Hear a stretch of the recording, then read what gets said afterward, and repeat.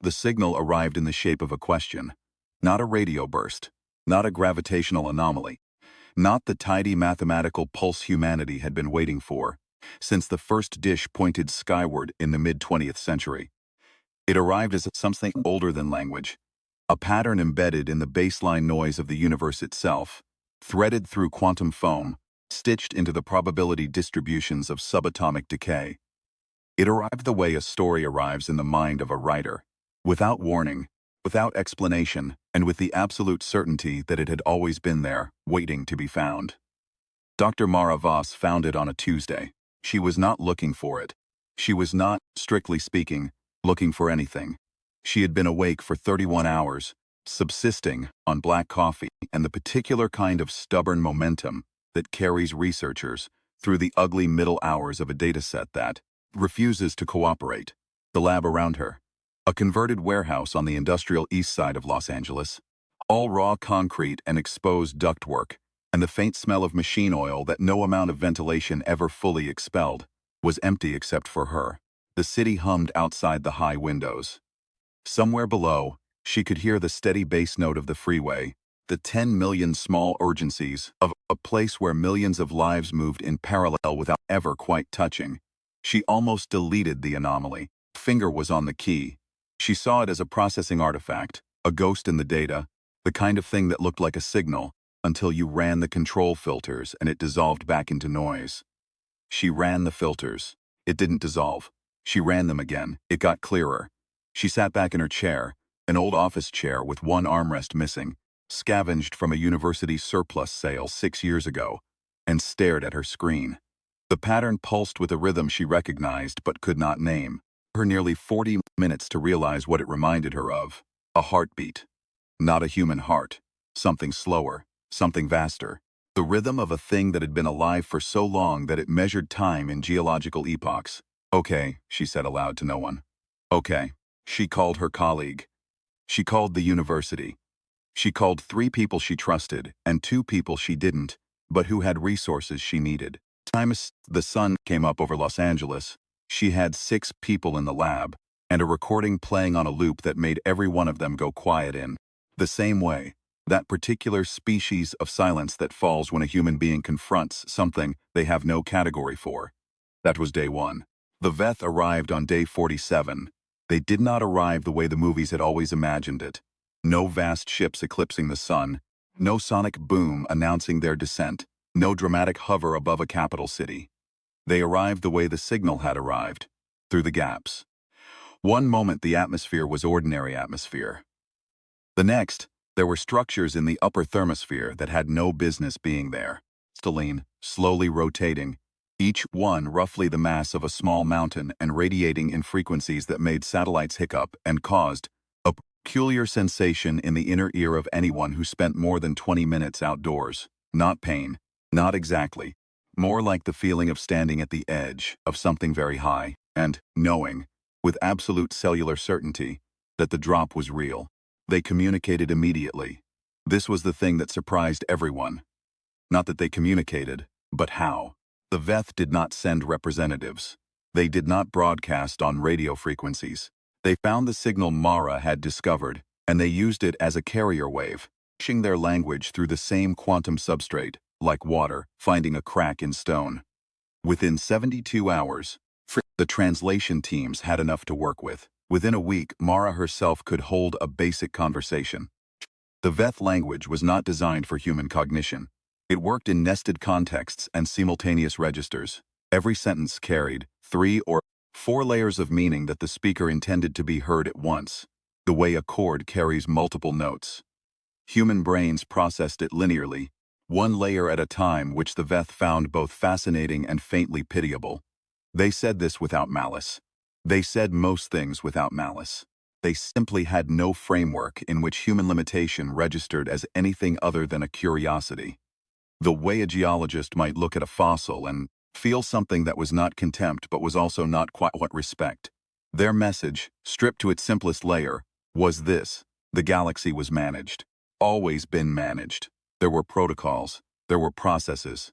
Humanity had emerged without authorization, had reached technological complexity without passing through the necessary developmental filters, and now presented an administrative problem that the Veth were here to resolve.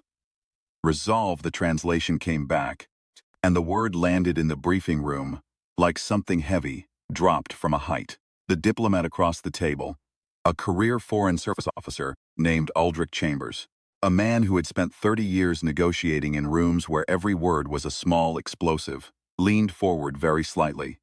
Resolve meaning what? Exactly. The Veth representative, they called it the gatekeeper in the transcripts, because it used a title that translated roughly to the entity responsible for cataloging and processing unscheduled emergence, considered the question for 11 seconds. 11 seconds was nothing to the Veth. To Aldrich, watching the crystalline structure of its perceptual nodes refract the room's light into slow-moving spectral arcs, it felt like a geological era. Pattern, the gatekeeper said, will be reincorporated into the substrate. The individual threads will persist in collapsed form. There is no malice in the process. There is no pain in the process. You will simply cease to be a variable. Aldrich looked at Mara, sat to his left. Mara looked at the gatekeeper. You're going to erase us, Mara said. We are going to simplify the equation. The gatekeeper said. You are a complexity that emerged outside the authorized parameters. We manage complexity. This is what management means. The room was very quiet. Outside, through the reinforced windows of the facility, a repurposed convention center in downtown Los Angeles, now hosting the only ongoing diplomatic contact in human history, the city went about its business. Traffic moved. Someone somewhere was having an argument. Someone was cooking something that smelled like garlic and tomatoes.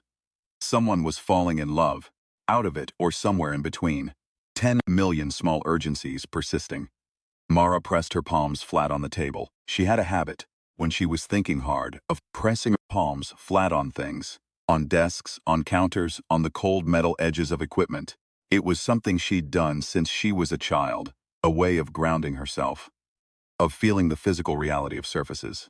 She pressed her palms flat now, and looked at the light, moving through the gatekeeper's form, and thought very carefully. Before you proceed, she said, I want to ask you something about your management protocols. The gatekeeper inclined its upper structure. This gesture, they had learned, meant something like, you may speak, though I assign low probability to the value of what you will say. How long has the galaxy been managed? Mara asked. 4.7 billion of your solar years, the gatekeeper said. Substrate protocols predate your star. And in that time, Mara said, how many unscheduled emergences have you encountered? A pause. Yours is the fourth. What happened to the other three? They were simplified. Before or after you understood what they were. The gatekeeper's light patterns shifted. A subtle rearrangement that the translation teams had learned to read as something between confusion and calculation. The question is without valid frame. The protocol does not require understanding of the variable, only identification and resolution. Mara nodded slowly. She picked up a pen, an ordinary ballpoint pen, the kind that came in boxes of 20 from the office supply store, and turned it in her fingers. So you've never actually learned anything from us. Any of us. The 4 unscheduled emergences. There is nothing to learn. Protocol is the protocol. Right. She set the pen down. Give us 72 hours. The gatekeeper's structure rotated very slightly. The room's light scattered into new configurations. The request is non-standard. So are we, Mara said. That's rather the point. She did not sleep in those 72 hours. She was not alone in that. The facility became something remarkable in those 3 days. Not a government operation, not a military command center. Something more like what it would look like if you took every curious, stubborn, obsessive, marginally functional human mind you could find and locked them in a room together with a problem that could not be solved and told them to try anyway. Mathematicians shared wall space with poets. Physicists argued with philosophers and neither side won, which meant both sides learned something. A composer from Lagos worked through the night, translating Veth frequency patterns into musical notation, not because it would help, but because he couldn't not do it. And when he played the result on a battered keyboard in the corner of the main hall, 3 separate research teams stopped what they were doing and came to listen. A woman who had spent 40 years studying mycorrhizal networks, the way fungi connected forests through underground threads of nutrient exchange, sat in a corner, writing equations that matched, with eerie precision, the nested communication structures of Veth language. Nobody asked her to. She just started and couldn't stop. Mara moved through all of it.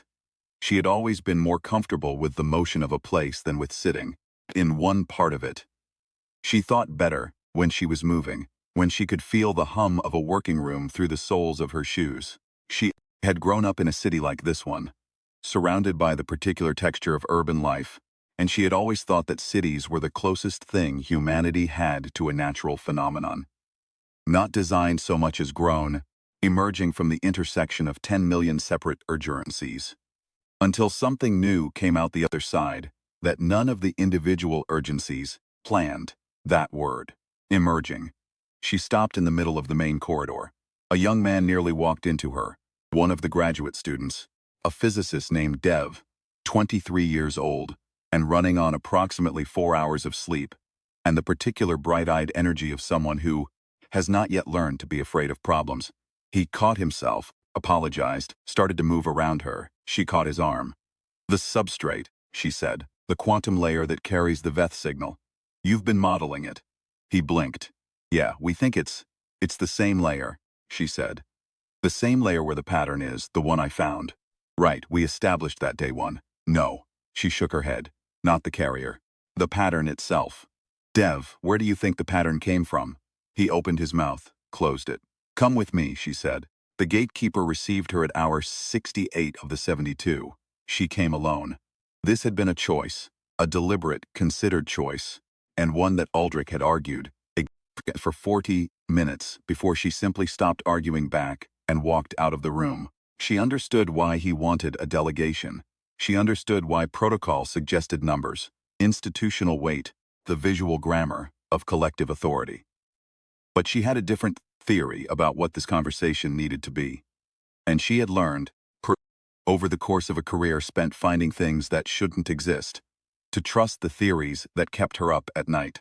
The gatekeeper's interface chamber was a repurposed section of the building's atrium, a high-ceilinged space that the aliens' perceptual structures seemed to prefer, something about the acoustic geometry.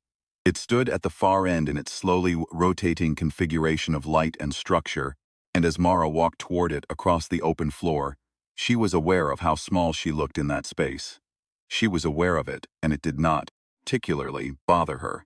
She was 5 meters away when she stopped and said, "I know where the pattern came from." The gatekeeper's rotation slowed. "You have 4 hours remaining in your requested period." "I know. This won't take 4 hours." She reached into her jacket pocket and produced a folded printout. Old technology, paper, ink, the most human thing she could think of to hold in that room, and unfolded it. "The quantum substrate, the layer that carries your management signals. We've been analyzing its structure, and there's something in it that you haven't flagged in your protocols. The substrate is fully characterized," the gatekeeper said. "It has been mapped to precision sufficient for all management requirements." "Right. Mapped, not read." She held up the printout. The gatekeeper's sensory nodes oriented toward it, in a way that wasn't quite looking, but served the same function. "Pattern I found 47 days ago isn't a random emergence. It isn't noise, it's information. It's been building in the substrate for approximately 400,000 years. Embedded in the same quantum foam, your management signals travel. Not on top of it. Inside it. A long pause. Longer than the usual Veth processing interval. Is not consistent with protocol characterization." "No," Mara agreed, "it isn't. Because whoever built your substrate, whoever laid the management framework, 4.7 billion years ago, they left something in it. A record, or a message, or maybe just a question. And the reason your protocols never flagged it is because it wasn't addressable yet. It needed a receiver." The gatekeeper's light rearranged itself. Slowly, with something that she had never seen in it before. A quality she couldn't name precisely, but that reminded her distantly of the look on a person's face when a story takes a turn they didn't expect. "A receiver," it said. "Receiver with a specific kind of cognitive architecture, nested contexts, simultaneous registers. A mind that processes meaning on multiple layers at once. She looked directly at the node cluster that served as the gatekeeper's primary sensory. You've been looking for your own kind, but the signal isn't addressed to you. She let that land. It's addressed to us, she said. We're the fourth unscheduled emergence. But I don't think we emerged by accident. I think something in the original substrate, something from before your management protocols, before the 4.7 billion years, wanted something like us to exist. And I think it's been waiting, very patiently, us to be complex enough to find it. The atrium was very still. Outside, the city's hum continued, that low, continuous note of a place where millions of separate lives generated, through their sheer proximity and insistence on existing, a kind of music that didn't have a name. You cannot verify this claim, the gatekeeper said. Not with anything you have in your protocols, or said, but give me someone who can read what we found. Not process it, read it. Actually look at it the way a reader looks at a page. Shh. I think you'll find that your management framework was built on a foundation that your managers never fully understood. I think whoever preceded you, whoever laid that substrate before there was a VETH, before there was a management structure, before there was a protocol for anything, I think they had a different idea about what this galaxy was for. Another silence. This one was different in texture from the ones before. Mara had spent enough time in rooms where decisions were being made to recognize the quality of a silence that was actually working, actually processing, actually changing something. She waited. She thought of Dev, working through the night over equations that probably wouldn't matter and couldn't stop. She thought of the composer from Lagos, had played alien mathematics on a keyboard at 3 a.m. because the alternative was not playing them. She thought of the mycorrhizal network researcher, who had seen in the architecture of alien language the same connective logic she'd spent 40 years studying in the hidden root systems of forests. She thought about the way cities grew, not designed but emergent, the way stories formed, not planned but accumulated. She thought about a pattern 400,000 years old, embedded in the bedrock of reality, waiting with the patience of something that had never doubted it would eventually be found. You are saying, the gatekeeper said at last, that you are not an administrative problem. I'm saying we might be an answer, Mara said. Question someone asked a very long time ago. Before your protocols, before your management, before anyone thought to decide what was and wasn't authorized. She folded the printout and put it back in her pocket. And I'm saying that simplifying the equation before you've read the question would be an error. Not a moral error necessarily. Just a bad calculation. She could feel her pulse in her fingertips. She was not going to look away. She had decided, walking across this atrium, that she was not going to look away, and she was going to keep deciding it for however long it took. We will require time, the gatekeeper said. We tend to be patient, Mara said. It's one of our less advertised qualities. The VETH did not leave. They did not proceed with simplification. They reconfigured their upper atmosphere structures into a different arrangement. One the monitoring teams eventually determined was a listening posture rather than a management posture, and they waited, and they read. It took them 16 days to work through the signal in full. Mara knew this because the gatekeeper told her, and she knew the gatekeeper was telling her the truth because she had spent enough time in its presence by now to recognize the difference between its communicative modes. When it was telling her what it wanted her to believe, its nested registers aligned in a particular smooth way. When it was telling her what it actually believed, there was a slight asynchrony in the layers, a tell, she thought, that it probably wasn't aware of. People's voices change very slightly when they're saying something that actually matters to them, even when they're trying to sound neutral. On the 17th day, it called a full meeting. Not just Mara, not just Aldrich and the diplomats, everyone. The facility, the monitoring teams, every government representative who had been cycling through the building for the past 2 months. The gatekeeper requested a full assembly of what it called, and this caused a 45-minute debate among the translation teams before they settled on a rendering, the unscheduled emergence community. They packed the atrium. Mara stood near the back. She had developed, over the course of this process, A preference for positions that let her see the whole room. A habit she'd had since graduate school, when she'd realized that the data she found most interesting was almost never in the place she'd been told to look.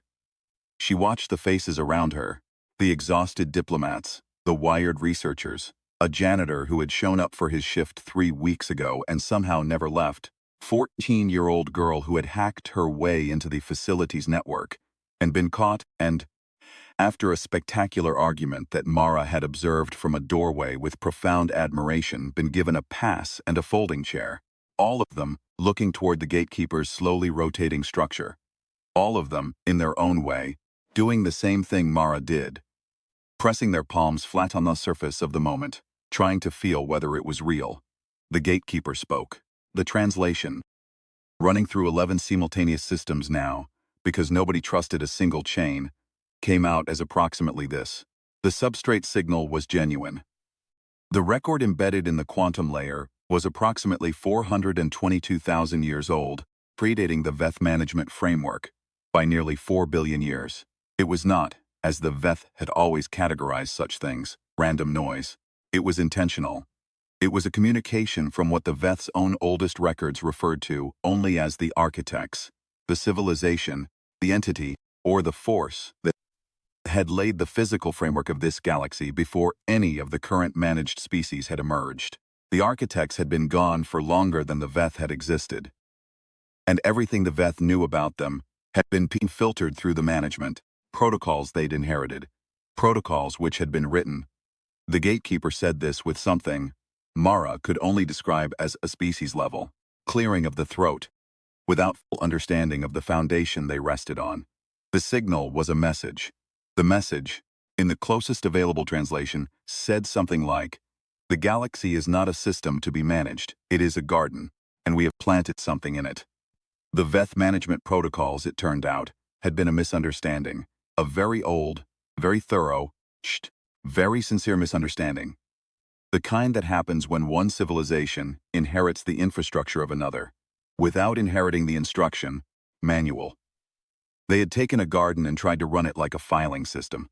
They had taken the planted things and called them unauthorized variables. There was a long silence after the translation finished. Then someone, somewhere in the crowd, started laughing. Not a happy laugh, a bitter one. The kind of laugh that happens when relief and absurdity and something that might be awe all arrive at the same moment, and the only available exit is through the throat. It spread. It was, Mara thought, watching it move through the room the way a wave moves through water, the most human sound she had ever heard. Not because it was appropriate, not because it was dignified, because it was completely, utterly, helplessly genuine. The sound of a species that had been told it was going to be erased, and had instead discovered that it had been, all along, somebody's best idea. The negotiations that followed were long and complicated, and often maddening and occasionally sublime. Mara was involved in most of them. She had not asked to be the person at the center of this. She had been trying to clean up a messy dataset when it had found her. But she had stopped being surprised by the way things worked out, because that was what her career had been. One long series of things finding her when she wasn't looking for them. The Veth were not, by nature, flexible. 4 billion years of protocol had produced a civilization that was extraordinary in its precision and depth, and almost constitutionally resistant to the idea that it might have gotten something significantly wrong. Watching them navigate this discovery was like watching a geological formation adapt to a climate shift in real time. Slow, monumental, occasionally alarming, and oddly moving. The gatekeeper, in particular, she came to understand, was not a bureaucrat carrying out instructions it didn't care about. It was a being that cared enormously about its function, that had organized its entire existence around the rightness of its protocols, and was now confronting the possibility that the protocols had been, not wrong, exactly, but incomplete, built on a floor it had never thought to examine. She felt, watching it work through this, something that surprised her: sympathy. She had a conversation with it, late in the 3rd month, that she thought about for the rest of her life. They were alone in the atrium, a thing that happened more often now, because the gatekeeper had developed what appeared to be a preference for talking With her specifically, in a way that the Veth's collect management structure found faintly bewildering. They were discussing the signal, as they often did. The gatekeeper was working through the implications of the architect's message for a fourth time, parsing a particular nested layer that it said was still not fully resolved. "You seem frustrated," Mara said. The gatekeeper's light rearranged. "The concept is not precisely applicable." "Approximately, then." A pause. "The substrate signal contains a register that I cannot decode. My processing architecture is not suited to it. My entire civilization's architecture is not suited to it. The layer addresses a mode of understanding that we do not have." Its structure rotated slowly. "It appears designed to be decoded by something that doesn't process some information linearly. Something that holds multiple contradictory meanings simultaneously, and doesn't experience this as contradiction. Something that's comfortable being lost," Mara said. The gatekeeper's rotation stopped, then slowly resumed. "Explain." Mara thought about how to explain it. "We tell stories," she said. "I don't know if that maps to anything in your cognitive framework. The way it works is, you hold something that doesn't make sense yet, and you stay with it. And you let the not making sense be part of the experience. And sometimes, not always, sometimes, something comes out the other side that couldn't have been reached any other way. We do it with stories. We do it with music. We do it with science. Honestly, the best science. You sit with the anomaly. You don't resolve it too quickly. You let it be strange." The gatekeeper was quiet for 11 seconds, then 20, then longer than she had ever heard it be quiet. "Show me," it said. "The layer. Let me read it with you." So she did. She sat down on the floor of the atrium, the cold concrete of it, real and solid under her palms, and she pulled up the signal data on a tablet. And she walked the gatekeeper through it the way she had learned to do with students, who were smart enough to know they were confused. Was the best kind of smart. She didn't try to explain it. She let it be strange. She pointed at things. "Look at this," and didn't tell it what to see. And she watched the gatekeeper's light patterns shift and rearrange in ways she had never seen before. New configurations, unscripted by protocol, built in real time from the raw material of an encounter with something it had no category for. It took 6 hours.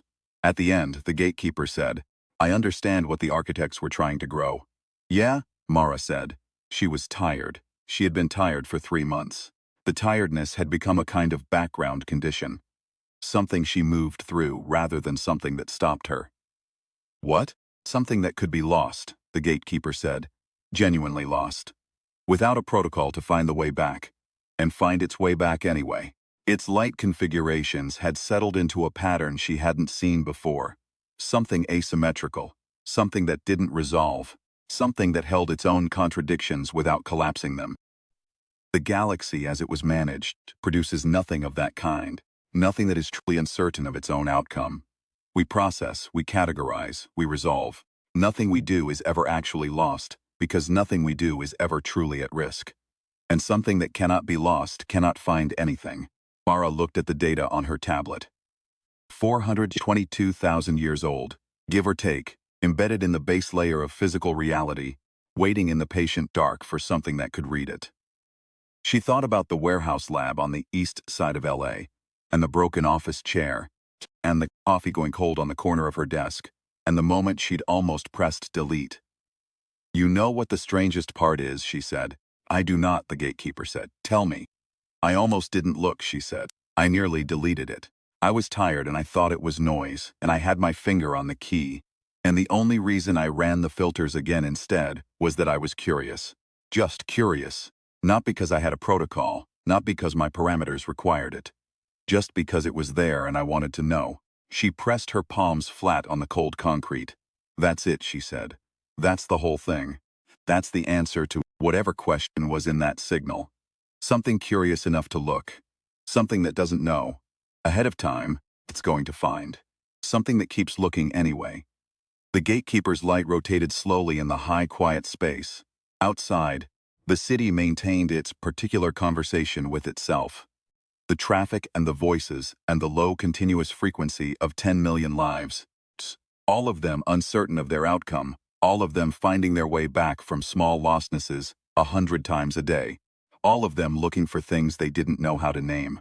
"We will need to revise the protocols," the gatekeeper said. "Yeah," Mara said. "Figured. It will be a large revision. Usually is. The Veth did not leave Earth. This had seemed, in the early days, like a problem, like occupation, like surveillance, like the particular claustrophobic dread of a civilization under management. The thing that had changed, after the atrium conversations and the signal reading and the slow seismic shift that happened when a 4-billion-year-old bureaucracy discovered the foundation it had been built on, was that the Veth were no longer managing. They were learning.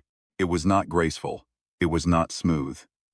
4 billion years of protocol did not dissolve overnight, and there were incidents, misunderstandings, miscommunications, moments when the Veth's default response mode kicked in and produced something that felt like pressure, like control, like the old weight of the simplification order settling back into the atmosphere. There were arguments. There were crises. There was a period of about 6 weeks, roughly 8 months in, when 3 different governments came very close to doing something drastic in response to a Veth monitoring action that had been well-intentioned and badly executed, and almost exactly the kind of thing that sparked wars. Mara spent those 6 weeks in a series of rooms that she didn't sleep in, talking to people on all sides who had legitimate grievances and understandable fears and no good options. And she thought a lot, during those weeks, about the mycorrhizal network researcher. About the way forests communicated through root systems so vast and slow and hidden that it took decades of observation to even prove they existed. About the way the biggest exchanges happened underground, invisible, in the dark, mediated by organisms so small you couldn't see them without instruments. Things didn't look connected until they were. And sometimes the connection itself was the thing that made them real. She said something like this to the gatekeeper, one night, in the atrium. The gatekeeper had developed a habit of being there when she was there. It seemed to find the space useful in the same way she did, though what it got out of it was presumably different. "Your species maintains contradictory states simultaneously," the gatekeeper observed. "The same individual who values connection will act to sever it under sufficient stress. The same society that produces your signal reading capability produces your capacity for catastrophic error." "Yep," Mara said. "This is not a design flaw. It's not a design," she said. "That's the whole point. We're not designed. We emerged. Like the signal said, like whatever the architects were planting, that's what it grows. Something that doesn't have the answer written into its parameters. Something that has to figure it out." She looked up at the high windows, the LA sky behind them orange-gray from the city's light. "We get it wrong a lot. We're getting it wrong right now, in about 6 different ways simultaneously. But we keep looking. We keep finding." "You almost deleted it," the gatekeeper said. "I almost deleted it," she agreed. "And I didn't, because of curiosity. Because of curiosity." The gatekeeper's light configurations moved in their new, asymmetrical patterns, the ones that didn't resolve, that held their own contradictions. She had come to love those patterns, in the way she'd come to love other things that didn't resolve. The open questions at the end of a data set, the anomaly that survived every filter, the signal in the noise that kept getting clearer the longer you looked. "We have been managing the galaxy," the gatekeeper said, 4.7 billion years. In that time we have never produced anything we did not anticipate." "I know," Mara said. "Your civilization has existed for approximately 300,000 years.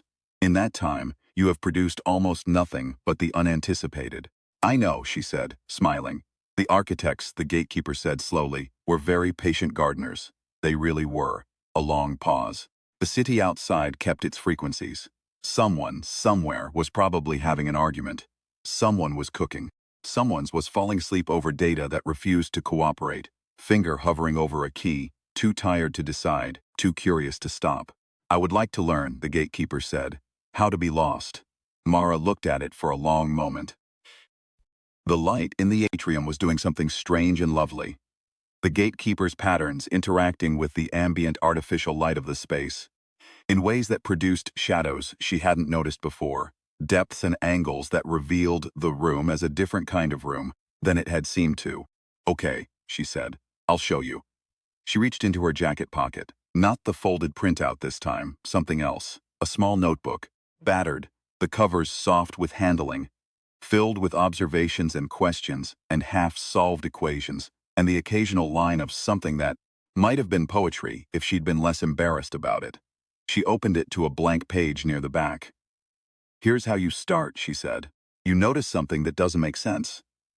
And instead of running the filters, instead of making it fit the protocol, you just write it down, and you look at it, and you let it be strange, and you see what comes next." She held the notebook out. After a moment, a long moment, particular length of a moment in which something very old reconsiders, something it had thought was settled. The gatekeeper extended a sensory node and touched the edge of the open page. "I do not know what to write," it said. "Nobody does," Mara told it. "That's the whole point. Outside, in the city that had always been there. That strange, improbable accumulation of human urgency and noise and love and error that had somehow produced, among 10 million other things, a researcher who looked twice at an anomaly she should have deleted. The night continued its particular spiral, traffic and voices and the low continuous hum of existence, finding its way by the oldest available method, one uncertain step at a time, into the dark toward whatever the next signal turned out to be. It was Dev who found the second signal. He had been working in the lab. The original warehouse lab on the east side, which they'd kept because Mara refused to give it up. Some superstition about proximity to the place where things started.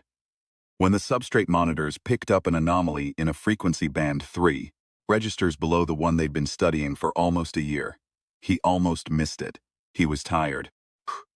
The way all of them were tired in the way that had become their permanent condition.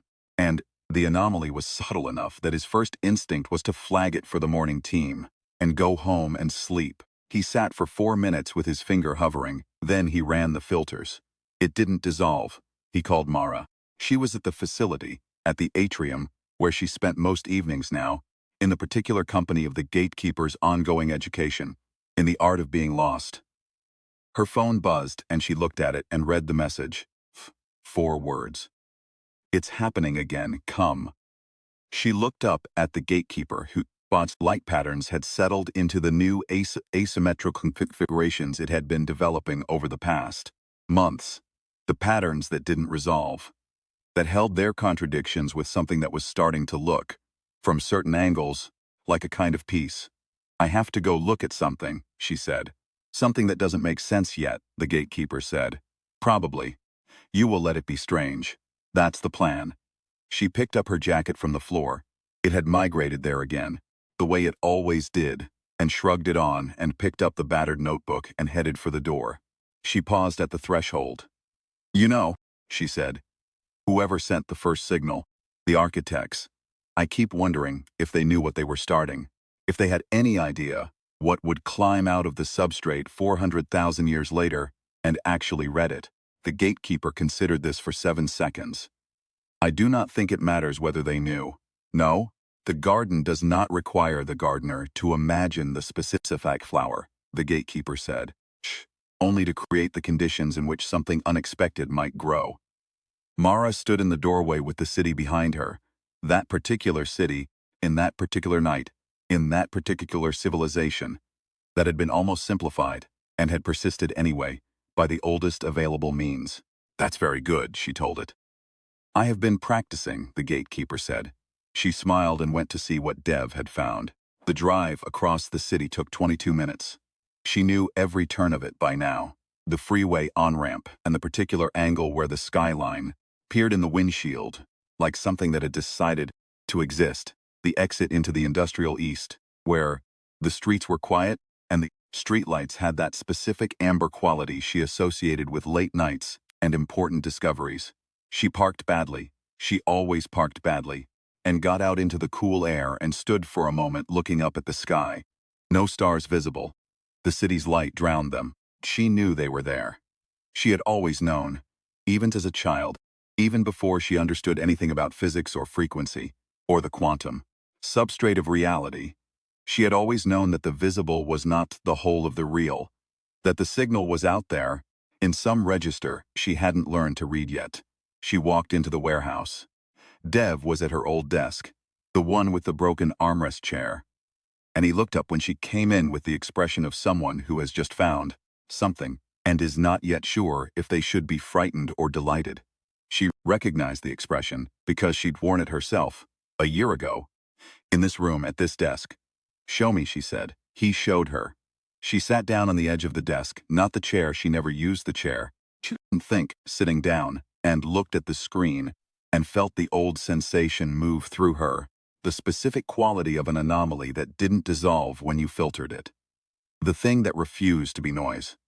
Different frequency band, different rhythm. Similar enough that she could recognize the family, different enough that it was obviously distinct. A second voice, she thought, in the same conversation, a response, or maybe a continuation. "When did it start?" she asked. "As near as I can tell," Dev said.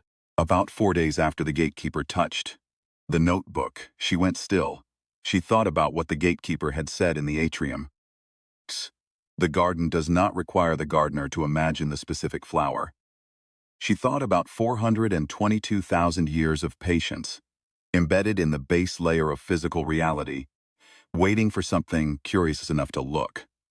And she thought about what a patient gardener might do when the thing they'd planted finally woke up and started to grow. They might, she thought, send something else. They might plant a second seed. The signal on the screen pulsed with its slow, ancient rhythm. Dev was watching her, waiting. In the corner of the lab, the coffee maker was doing its cycle, and the smell of it, ordinary, burnt, deeply human, filled the quiet room. She pressed her palms flat on the desk. "Run the filters," she said. She already knew it wouldn't dissolve. Some things didn't. The second signal took longer to decode. 3 months, compared to the 72 hours humanity had been given for its entire existence. The gatekeeper worked on it alongside Mara's team, not managing the process, not applying protocol, but doing the thing it had been learning to do, sitting with what didn't make sense yet, and letting it be strange, and writing down what it noticed, and seeing what came next. It was the gatekeeper who decoded the third register. Mara was in the lab when it called her, using the communication protocol they'd developed. Together, a hybrid of VETH transmission and a very mundane messaging application that Dev had set up on a tablet because sometimes the most practical solution was the most obvious one.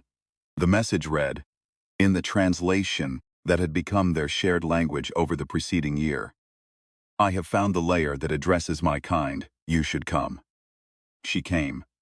The atrium was quiet in the way it got at 3 in the morning. The diplomatic staff cycled. The monitoring teams ran on skeleton shifts, and the space settled into something that was almost intimate.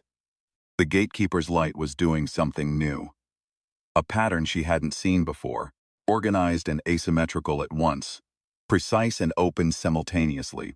She stood in the doorway and looked at it for a moment before she said anything, because she had learned, over the course of this strange and improbable year, that there were moments that deserved to be taken whole before you started talking. "Tell me," she said. "The signal contains 2 addresses," the gatekeeper said. "One in a register suited to your cognitive architecture. One in a register suited to ours. We have been reading the first. I have now read the second." Mara walked to the center of the atrium. She sat on the floor, the concrete solid under her, and looked up at the gatekeeper's configurations. "What does it say?" "It says that the galaxy was not planted with one kind of seed," the gatekeeper said.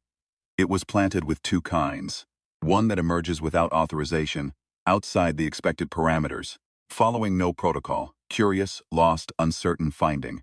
And one that manages, organizes, maintains, preserves. Protocol-driven, precise, persistent over geological time. The architects did not plant one of us and call the other a problem." The light patterns shifted, holding their contradictions with new ease. "They planted both of us on purpose, together." Mara was quiet for a long time. "Partners," she said. "The word in the signal is closer to something like necessary counterparts," the gatekeeper said. "The ones who remember and the ones who discover. The ones who maintain the substrate and the ones who read what is written in it. Neither sufficient alone." Its light moved in slow, asymmetrical arcs. "The management protocols we inherited were a misunderstanding of our own nature. We were never meant to manage alone. We were meant to manage, but in relationship with the unscheduled, the emergent, the curious." in relationship with something that would be lost and find its way back, and bring something new from the dark that neither of us had words for before. Mara pressed her palms flat on the cool concrete. She thought about the first night, the broken chair, the cold coffee, the finger hovering over the delete key. She thought about the 31 hours of wakefulness, and the dataset that wouldn't cooperate, and the anomaly that refused to dissolve. She thought about Dev, 400 meters away in the old warehouse, had made the same choice she'd made a year ago, sitting with his finger over a key, too tired to be certain, too curious to stop. 422,000 years, she said, waiting for both of us to be ready. Waiting, the gatekeeper said, curious ones to find what the patient ones had kept. The city outside maintained its frequencies. The hum of 10 million lives, all of them uncertain, all of them finding. Above it, in the thermosphere, the Veth structures that had arrived as management tools and stayed as something harder to name, continued their patient configurations, reading and rereading the signal in the substrate, learning a new language that was half protocol and half the art of being genuinely, productively, ductively lost. Mara opened the battered notebook to a new page. Okay, she said. Let's figure out what comes next. She didn't know. Neither did the gatekeeper. Neither did Dev, back in the lab with the coffee maker and the screen full of anomaly. Neither did the 4 billion years of careful management, or the 300,000 years of improbable emergence, or the 422,000-year-old message from the beings who had looked at a galaxy and decided the most interesting thing to do with it was plant something and wait. Nobody knew. That was the point. That had always been the point. The signal had never been asking whether humanity would survive. It had been asking whether humanity would look, and whether, when it looked, it would be too careful to follow where the looking led. They were not too careful. They had never been too careful. It was, depending on who you asked, either humanity's greatest flaw or its most essential quality. Mara wrote the date at the top of the blank page. Below it, see, she wrote. Second signal, source unknown, does not dissolve. Below that, she wrote the first question that came to her. Not the most logical question, not the most protocol-appropriate question, the one that rose up from whatever part of her had been looking at the sky since she was small and knowing, with absolute cellular certainty, that the visible was not the whole of the real. She wrote, else is out there, waiting to be found. She looked at the question on the page. The gatekeeper's light moved in its new configurations, patient and open and full of things it didn't yet have words for. Somewhere in the city, someone was up very late with data that wouldn't cooperate, finger hovering over a key, too tired to be certain, too curious to stop.